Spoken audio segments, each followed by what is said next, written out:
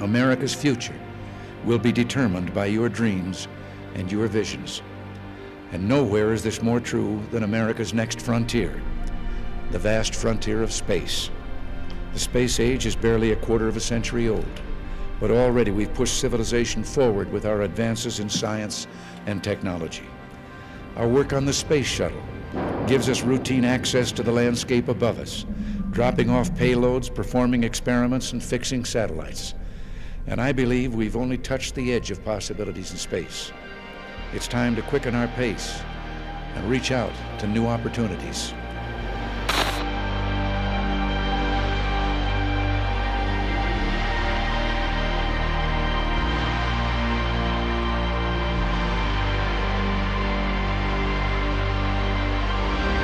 For decades, that next frontier was a benign environment, a place of exploration, of innovation, and a strategic advantage for the few nations who could afford to access it.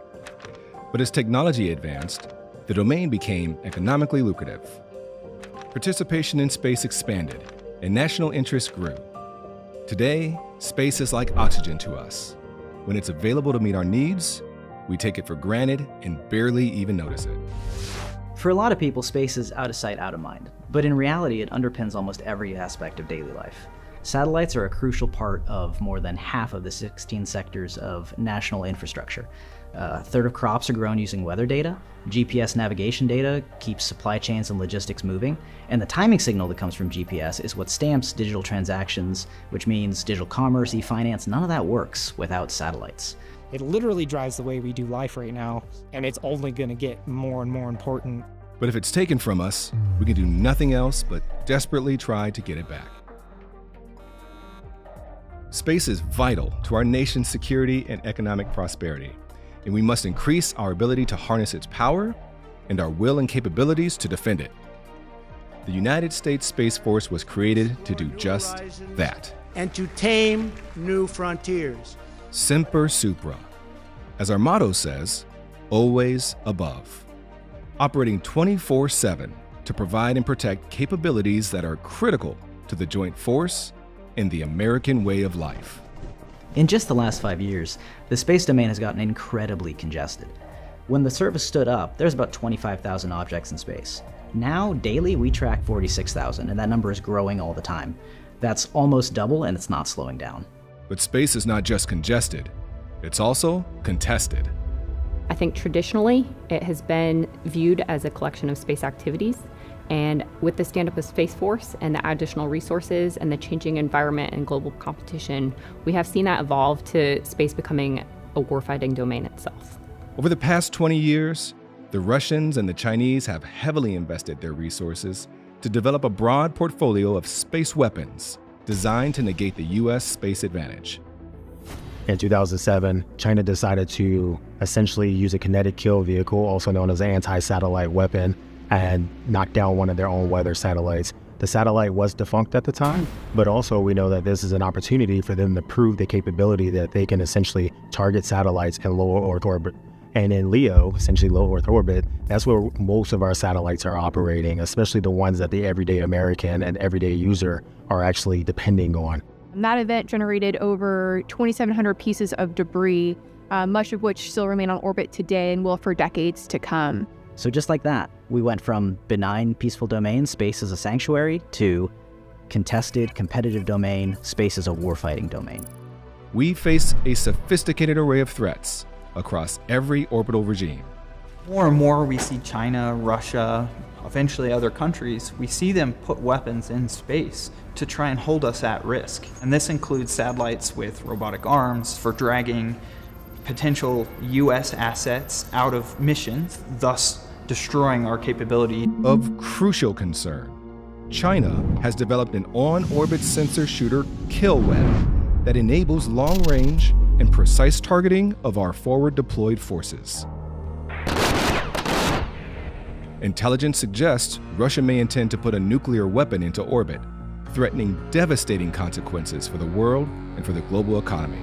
A nuclear detonation in space would be catastrophic worldwide for everyone involved. We're talking allies, partners, commercial adversaries. The initial radiation burst would render nearby satellites ineffective and useless. Electromagnetic pulse would have initial and lasting impacts as well, based off of the radiation impacts. Space technology underpins our society in unseen ways and has become an indispensable engine of economic value. Space enables things such as communications, transportation, navigation, agriculture, energy distribution. All these things are enabled by space. Collectively, these space-enabled activities translate to hundreds of billions of dollars for the U.S. and global economies. How does Amazon get packages to your house? How do you have delivery meal services? Actually, even enabling financial transaction. Those same capabilities we enjoy today can be used against us, or they could be unavailable. The modern U.S. military has been designed around assured access to space capabilities. Space is built in and baked into every plan that the Joint Force has. We're a critical component offering the ability to enhance the senses, whether that's seeing, hearing, talking. We're a big part of all of that. And so anytime a joint operation goes out, space is relied to be there. 2, 1. In an age when space is more congested, contested, and critical than ever before, we face new requirements, new expectations, and new threats. We must adapt or risk ceding our strategic advantage to those who intend us harm. Longitude east 035 decimal. Recognizing that new things have to continue to change and develop is a critical piece of what we do. How do we plan for missions? How do we execute missions? And how do we offer additional capabilities in unique ways that we haven't done in the past? The Space Force is responsible for organizing, training, and equipping critical space capabilities. But it's also responsible for conducting warfighting operations as an integrated part of the Joint Force. Red. Wombat, service to 3K. We secure our nation's interest in, from, and to space. That's our mission. This simple phrase, in, from, and to, captures the three core functions we were created to provide. First, space control, the in-space function. When space became a warfighting domain, we needed to treat it like all the other domains, air, land, sea. We need to be able to gain and maintain domain superiority, which for space means two things. One, that we're able to preserve freedom of action for our forces, and two, to deny that freedom of action to our adversaries. And for the Space Force in particular, that means two things. First of all, we need to protect the capabilities that we have in space, the things that provide the enabling services for the Joint Force and for the Combined Force writ large. But secondly, and this is the really new mission, we need to be able to defeat adversary space power that could target our forces on the ground. In particular, we're thinking about the Chinese kill web, this interconnected sensing and targeting network that extends their reach and their precision of strike. If we're not able to defeat that, then we're putting our forces at risk. That means we must be able to assure continued use of our satellites and deny our adversaries the use of theirs at times and places of our choosing. We accomplish this through three dedicated mission areas: orbital warfare, electromagnetic warfare, cyberspace warfare, preventing our adversaries from using the space and counterspace systems that hold us at risk while protecting friendly systems from attack. Second is global mission operations. Think of it as the from aspect from space. I was thinking about this, the terrestrial support. So from space down to the ground users, what are we providing them? And that could be a range from SATCOM to GPS, missile warning, battle space awareness, all those functions that we're actually providing out to everybody on the ground.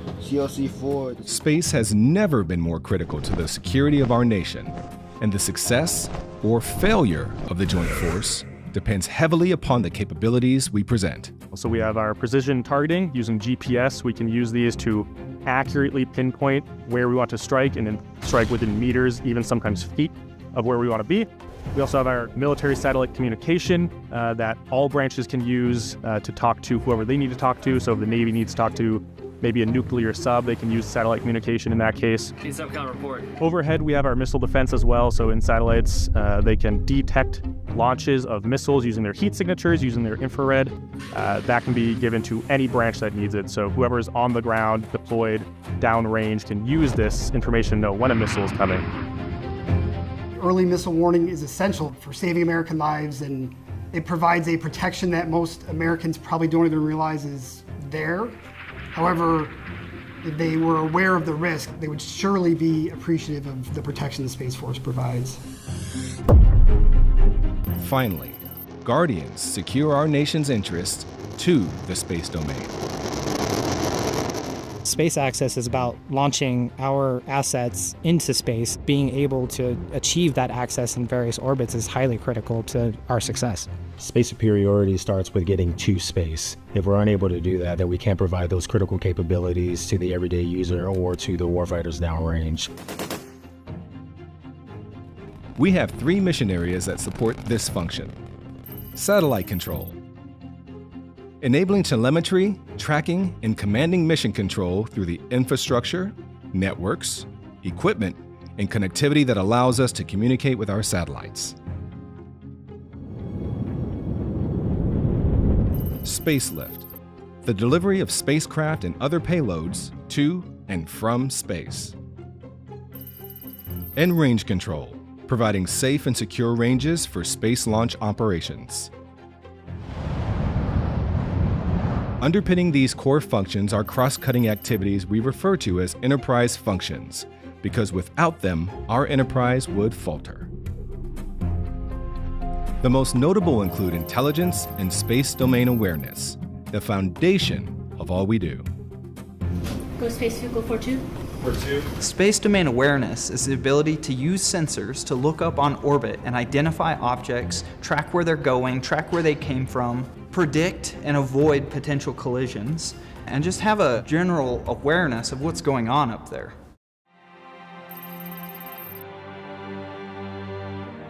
The men and women who execute these functions every day are known as Guardians.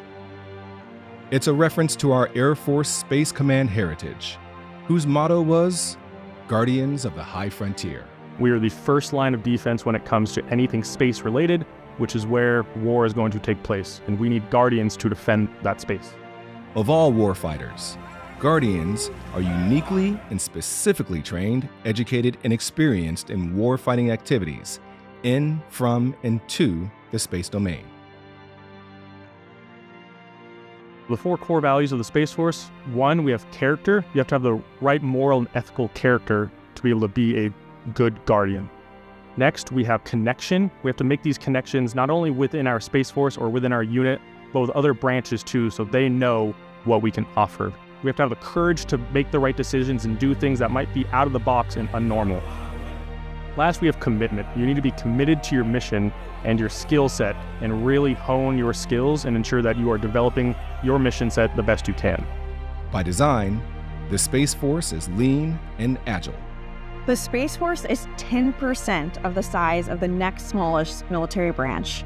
We were specifically shaped in this way to be agile and fast. Our members are laser focused on 5 professional disciplines. 3 are operational.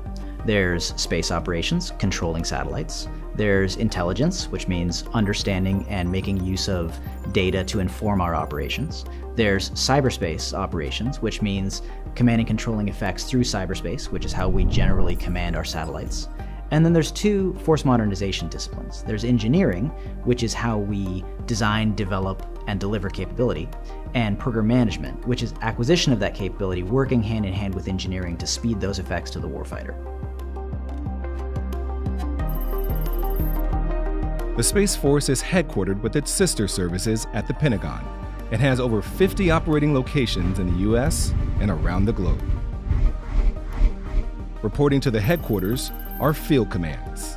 So our field comms sit 1 tier below the headquarters Space Force.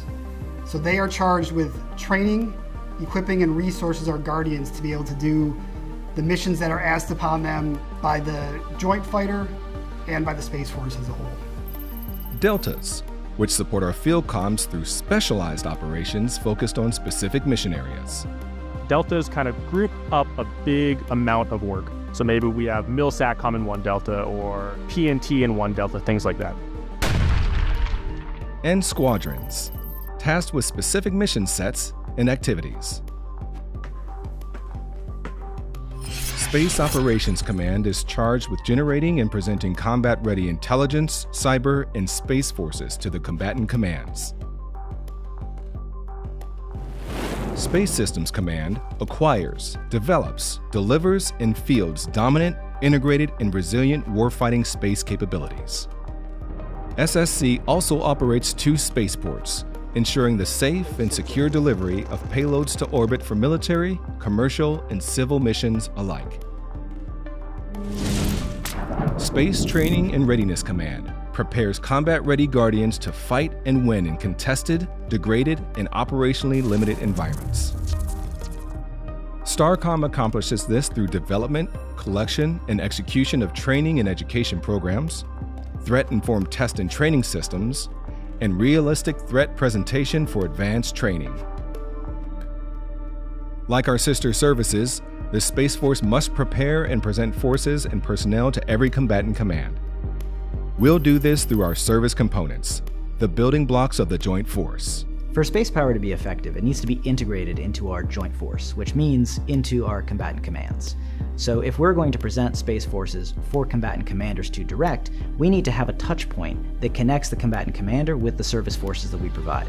That's what the service component is. The Space Force has brought a level of clarity and focus to operations in, from, and to space that the Department of Defense didn't have before. Mission: rendezvous with a flight of strategic bombers. While Air Force Space Command is the history and the legacy of the Space Force, as a separate military service, it's our job to contest and control the domain, to achieve space superiority. And that's something the Space Force is doing as we execute warfighter ethos and a warfighter mentality. How are we bringing our space capability to the fight? Our establishment isn't yet complete. We're still maturing into our role as a discrete warfighting service. GPS vehicle 42. Go space vehicle 42. Despite all we have accomplished, despite our vast array of capabilities, and despite the dedication of our Guardians, the transformation we require is daunting. As the Space Force mission grows, so does the responsibilities of all of us, and we need to grow with them to meet the challenges today as well as the challenges tomorrow. We have to, again, continue executing all of those legacy missions, which we can't stop doing because the Joint Force is relying on those. We've put a lot of the critical foundation in, we put in the groundwork, but the work is going to be ongoing, and it's on Guardians to get us there.